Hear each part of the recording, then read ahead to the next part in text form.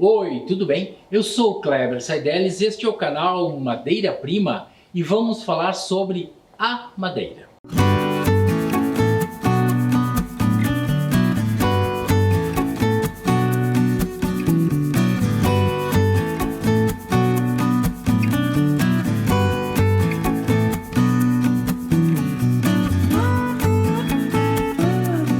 Pois bem, gente, como hoje nós vamos falar bastante de madeira, a gente resolveu mudar as nossas ferramentas aqui no nosso porta-joias. Todas as ferramentas que estão aqui são ferramentas de madeira. Destaque para esta ferramenta, que nós já fizemos um post lá no Instagram, é uma plana de fazer rebaixo, que foi fabricada por uma empresa chamada Matheson & Sons, em Glasgow, a Escócia. Essa fábrica já existia lá por 1700. Eu não sei a idade desta peça. Outras coisas...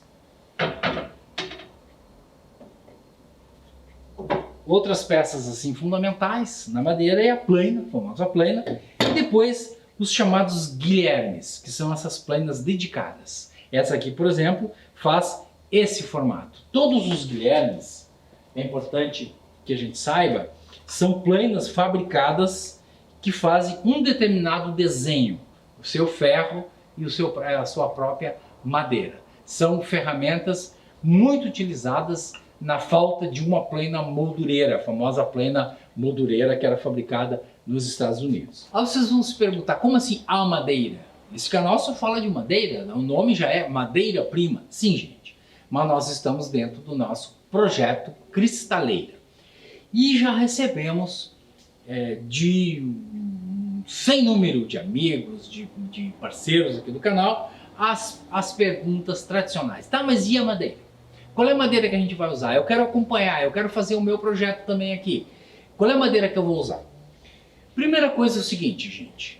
Nós temos que entender a questão da madeira dentro de uma ótica quase profissional. Por quê? Muitas vezes dizem, mas eu sou hobbyista. Eu só faço um novelzinho. Não tem problema nenhum. Nós temos que tratar a questão da madeira da seguinte forma. Muita gente nos pergunta, muitas pessoas chegam no nosso canal, nos comentários do canal, perguntando, na minha cidade não tem madeireira, eu não tenho como comprar madeira. Eu vou lá na madeireira, chego lá, só tem pinos e eucalipto. Gente, vocês estão indo na madeireira errada.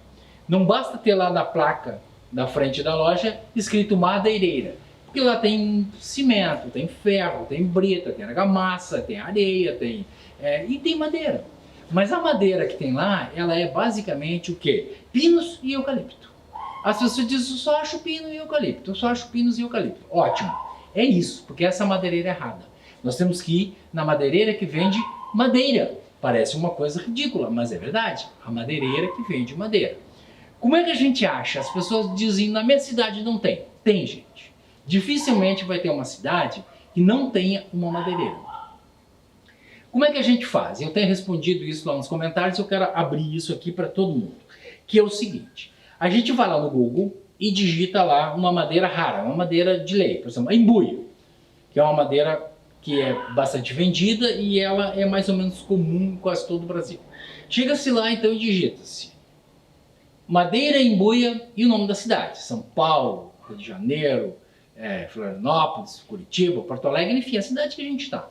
E vai aparecer lá uma lista de madeireiras que vendem aquele tipo de madeira. E aí, gente, a gente tem que tomar uma atitude, que é o seguinte, vamos atrás do nosso fornecedor, vamos estabelecer a nossa rede, vamos buscar entre essas madeireiras aquela que vai melhor nos atender. Porque há poucos dias eu conversava com um proprietário de madeireira aqui da região metropolitana de Porto Alegre, e ele me dizia o seguinte, durante a pandemia cresceu muito o número de pessoas que resolveram fazer trabalhos de madeira em casa. Desde uma tábua de cortar carne até uma prateleira, uma estante, enfim. São os chamados hobbyistas. Eu não gosto muito desse termo, porque eu acho que todo mundo não é exatamente hobby, é paixão, né, que a gente tem por fazer determinadas coisas. E ele me disse que, inclusive, a madeireira dele, que é uma grande madeireira, tem feito especificamente trabalhos do tipo assim, eu faço um pré-beneficiamento para a pessoa. Eu passo numa plana, eu desengrosso, eu até algumas peças eu tenho lixada, a pessoa leva para casa só para cortar e fazer o acabamento. Tem crescido muito isso. Então a gente tem que procurar estabelecer um relacionamento com a madeireira. Porque na hora de comprar, ou nós compramos dos nossos parceiros, aqueles que a gente sabe, não, aqui eu compro a madeira correta, ou a gente corre o risco de comprar a madeira errada e temos um prejuízo. Por quê? Porque existem dois tipos de madeira. Existem vários tipos de madeira, né, gente? Madeira da construção civil, que é aquelas que eu citei lá, o pinus, o eucalipto. Quem quiser assistir mais detalhes sobre isso, nós temos um programa chamado Madeira, o Quinto Elemento, que fala bastante sobre essa diferença entre as madeiras que são usadas na construção civil, para fazer caixas, armações e tal, e a madeira usada em mobiliário, que é uma madeira diferente. Pois bem, quando a gente vai comprar, a gente conta com a confiança do nosso fornecedor, do nosso parceiro. Olha, eu quero comprar um cedro. O cara diz, eu tenho aqui um cedro tal, que está aqui há meses, a madeira está seca. Não quer dizer madeira molhada, madeira seca. Se a gente não tiver confiança, a gente vai usar dois recursos. Primeiro, a gente vai chegar na madeireira para fazer uma compra com duas ferramentas. A primeira é uma mini plana ou um formão, que a gente vai lá e passa na madeira, né? Para quê? Para a gente ver a tonalidade, ver se é exatamente aquela madeira que a gente quer. E a segunda ferramenta que a gente pode ter é isso aqui, é um medidor de umidade. Isso aqui era um aparelho impensável há 2, 3 anos atrás. 2, 3 anos atrás, só as universidades que faziam ensaios em madeira e tal, que tinham esse tipo de aparelho. Hoje, com menos de R$100 se compra um aparelho desse. Como é que ele funciona? A gente aperta aqui, né, e coloca na madeira. Ó, essa aqui tem 10. Essa madeira aqui, 0,8. Ou seja, não tem nada de umidade aqui. 0, alguma coisa. Tá? Então, a madeira está apta para a gente fazer um móvel. O que acontece se a gente usar a madeira, digamos, a madeira verde? Ela tem a tendência de rachar, ela tem a tendência de empenar, e ela tem uma outra coisa que acontece muito, que ela murcha. Ou seja, quando ela perde umidade, ela murcha, ela fica com uma ranhura. Ou seja, a gente já lixou, ficou perfeita, ela secou e ela fica toda cheia de carocinho. Então a gente tem que ter a madeira ideal. E qual é a madeira ideal, gente? Cada região do país tem a sua. Nós vivemos num país continental, que são milhares de espécies de madeira. Cada região tem a sua. Basicamente, nós temos duas grandes regiões que produzem madeira, que é a região amazônica e a região aqui da chamada Mata Atlântica. Nós temos aqui esse bioma do Pampa, aqui na região do Rio Grande do Sul, tem o Pantanal, mas enfim, vamos dividir em dois grandes grupos. Né? A madeira amazônica, que é uma madeira que vai para todo o Brasil, e a madeira aqui da Mata Atlântica, que é uma madeira mais complicada. Falando da madeira da Mata Atlântica, eu vou apresentar a primeira delas, que é o pinho, o pinheiro, a araucária, aquela do pinhão. Essa madeira que tinha uma floresta gigante na Mata Atlântica, na região sul, Paraná, Santa Catarina, Rio Grande do Sul, na região da Serra, que produziu, então, o pinheiro, a madeira, o pinho. Nós construíamos desde palito até casas com o pinho. Eu já falei dela em outros programas. Eu particularmente sou fã dessa madeira, porque ela é uma madeira robusta. O que é uma madeira robusta? É uma madeira forte e ao mesmo tempo leve para trabalhar. É uma madeira macia. Ela não chega a ser macia como o cedro, mas ela se permite, inclusive, fazer alguns detalhes. A nossa cristaleira, que nós estamos fazendo a réplica, foi feita de pinhão. Então é uma madeira que pode ser utilizada. A segunda madeira muito utilizada aqui na nossa região é o chamado louro-frejol. Essa madeira, ela tem umas manchas pretas, ela realmente é uma madeira excelente. Eu conheço muitos móveis feitos de louro-frejol. Ela tem as mesmas características. Ela é firme, ela não empena, ela não racha, e ela é uma madeira relativamente macia para se fazer entalhes, para se fazer rebaixos e tal. É muito boa de trabalhar. Louro-frejol. Bom, aí nós entramos nas chamadas madeiras vermelhas. que eu vou destacar duas. O cedro, esse aqui é o chamado cedro gaúcho. Ele é cedro gaúcho por quê? Porque ele é aqui do Rio Grande do Sul.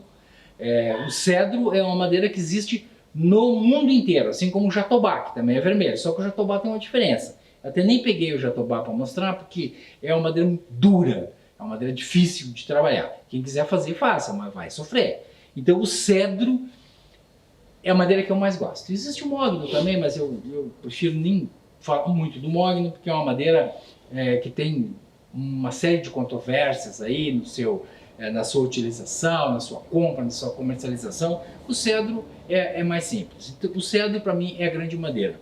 E comparado com uma outra madeira vermelha, que é o chamado cedro rosa. Esse é o cedro rosa. Então são duas madeiras que a gente vai fazer um trabalho excelente. Existe um outro cedro que é marronzinho, que entra numa outra classificação, que é o chamado cedro mara.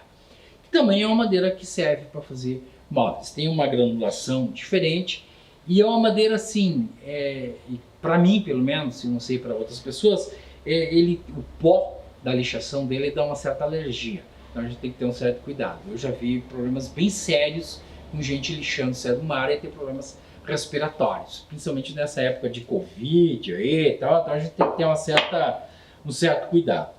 Bom, das madeiras brancas, eu sempre digo aqui, as pessoas brigam comigo, a mãe de todas as madeiras brancas é o marfim. Esse aqui é um perfil de um roupeiro que a gente desmanchou aqui, ficou esse pedacinho aqui, a gente guardou. O marfim é a grande madeira clara, só que ela é uma madeira dura, pesada e pesada para o bolso também, porque é uma madeira cara. Mas quem quiser investir no marfim, é um móvel lindíssimo depois de pronto. É uma madeira uniforme, é uma madeira que tem um veio bonito, então é uma madeira que vale a pena investir. Bastante cara, mas vale a pena investir. Aqui eu tenho uma outra madeira, que também é da área das claras, que é o chamado tauari. É uma madeira muito usada, tá? Muito usada. Eu particularmente não uso muito, mas é uma madeira bastante usada. Existem as perobas, e existe uma outra madeira, que é essa aqui. É a cerejeira. Dia desse eu conversava com o marceneiro de São Paulo, Denilson, nosso parceiro aqui do canal, e ele me dizia, pô, nos anos 70, no 80, era muito comum a fabricação de móveis de cerejeira. Realmente é. Muitos móveis de cerejeira, estantes, armários, laminados de cerejeira, e é uma madeira muito legal de trabalhar, porque ela é macia, ela é dócil, ou seja, ela não empena, ela é amigável para a gente trabalhar. Ela tem um cheiro estranho, mas enfim, cada um, né? Então, vamos falar das madeiras escuras. Na verdade, eu trouxe dois exemplos de madeiras escuras, porque na verdade, gente, a madeira escura, ela é muito linda, mas ela cansa um pouco. Ela é uma madeira difícil de trabalhar. Essa aqui é a mãe de todas as madeiras. Vamos abrir a polêmica. E cada vez que eu falo isso, vem uma lista de amigos lá e parceiros do canal dizendo, não é a mãe de todas as madeiras do jacarandá. Não é o pau-brasil. Não é a braúna. Não, gente, é que na verdade é assim. Por que eu digo isso? Porque provavelmente 90% dos móveis escuros fabricados no Brasil, pelo menos da região sul e sudeste, eram feitos de embuia. Por quê? Porque havia aqui na região sul, principalmente Santa Catarina, uma floresta muito grande de embuia. Nós temos um exemplo de uma das fábricas mais icônicas do mobiliário brasileiro, chamava-se Móveis Simo. Eles utilizavam muito a embuia. Eles foram responsáveis pela fabricação do primeiro compensado em nível comercial do Brasil.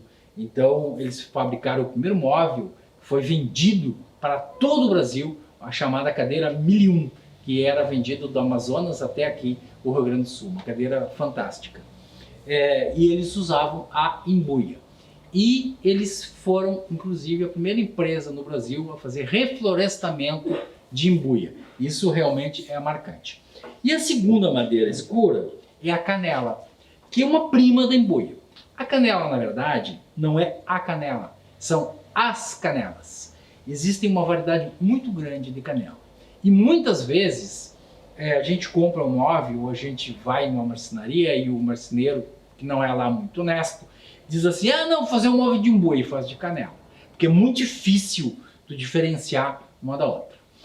O problema, a questão é o cheiro. Existem canelas cheirosas, como por exemplo a canela sassafrás, que é uma canela que é colocada inclusive na cachaça para fazer uma espécie de licor. Existe uma outra canela, eu vou dizer o nome aqui, vocês não se ofendam, porque é como as pessoas chamam, é a chamada canela merda, que exatamente o cheiro dela é esse. Às vezes as pessoas dizem, eu tenho um cheiro de esgoto na minha casa, não sei o que é. Fizeram um móvel de canela, ele foi mal selado e tal, e quando se arma o tempo, ou seja, vem a umidade, o cheiro é horroroso. Então, a madeira escura, eu diria essas duas. Então, chegamos então, gente, naquele momento em que nós vamos definir a nossa madeira, a madeira que nós vamos usar na nossa cristaleira. Eu vou buscar as madeiras.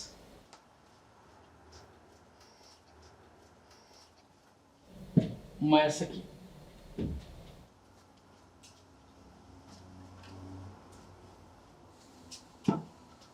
Outra é essa aqui. Nós temos 3 pranchas dessas e alguns perfis dessa madeira aqui.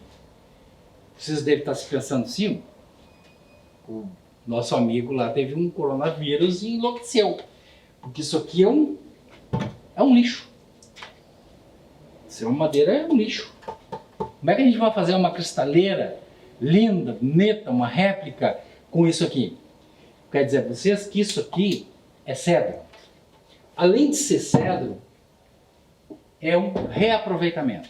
Vou trazer aqui para o centro do cenário uma peça que é este baú. Este baú foi feito com uma dessas pranchas. Qual é a história dessa madeira? Essas pranchas, eu cheguei um dia numa demolidora e tava lá 2 caixas de cortina, aquelas persianas de enrolar, de madeira antiga.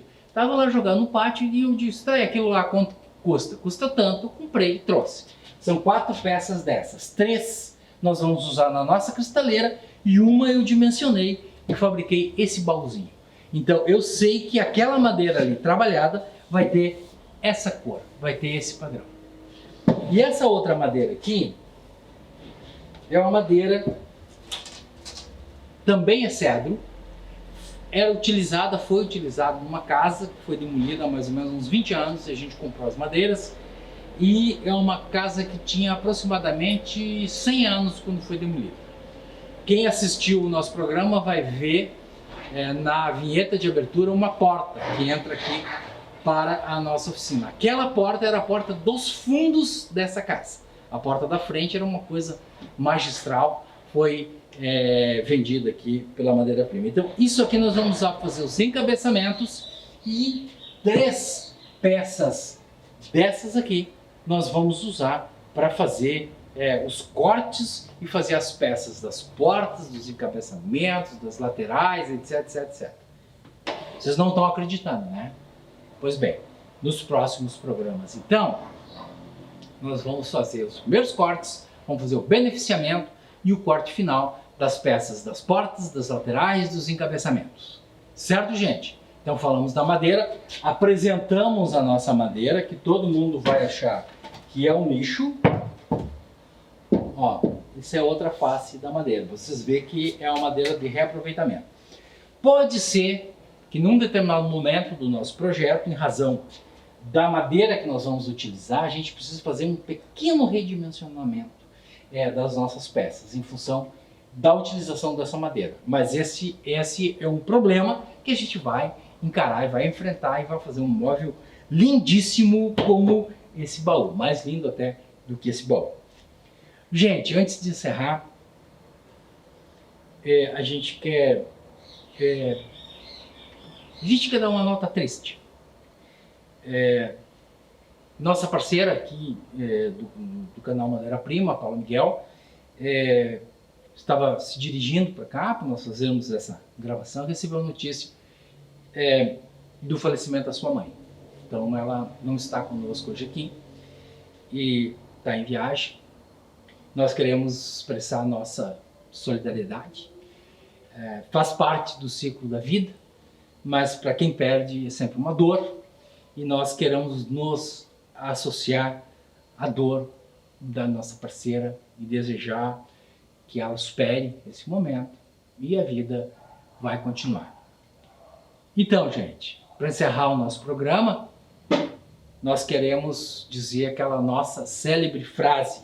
Antes, a gente quer dizer que a gente está no Instagram, a gente está no Facebook, a gente também está lá com um site disponível, a gente tem também outras redes sociais que a gente pode fazer uma comunicação muito legal aqui, certo? Mas acima de tudo, gente, preserve seu móvel de madeira. O futuro será mais verde.